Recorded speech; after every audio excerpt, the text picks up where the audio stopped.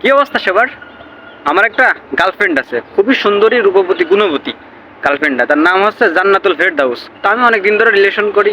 তো ভাবতেছি কি তারাই বিয়ে করব। আমার জীবনের একটাই লক্ষ্য যে এতদিন ধরে যে আমি একটা রিলেশন করি, আমি তাহাকে ভালোবাসি, মনের থেকে নিজের থেকে অনেক বেশি ভালোবাসি, তারাই বিয়ে করবে সেটাই চিন্তা ভাবনা করেছি। যে কোনো ভাবে তারা বিয়ে করতে হবে। তা অনেকজনে দেখি কি যে মোনাজাতে তাদের গার্লফ্রেন্ডে চায় যে আল্লাহ আপনি আমার গার্লফ্রেন্ডে আমার করে দেন, মানে মোনাজাতে তাদের গার্লফ্রেন্ডে চাই। নামাজ কালাম পড়ুক আর না পড়ুক, এরকম ধরনের স্ট্যাটাস আমি দিতে দেখছি যে মানুষজন তার গার্লফ্রেন্ডের নিয়ে অনেক ধরনের কথাবার্তা বলে। এটা দেখে আমি আবার ইন্সপায়ার হয়েছি যে না, তাহলে তো আমারও মোনাজাতে আমার গার্লফ্রেন্ডে চাইতে হবে। এখন আমি করছি কি, ওই জুম্মার দিন নামাজ পড়ছি। নামাজ পড়ার পরে এক কোনায় বসে জোরে জোরে মোনাজাত করতেছি যে আল্লাহ আপনি আমাকে আমার জীবনে আমাকে আপনি জান্নাতুল ফেরদাউস দান করেন। এখন সাইডিতে একজন বলতেছে আমিন।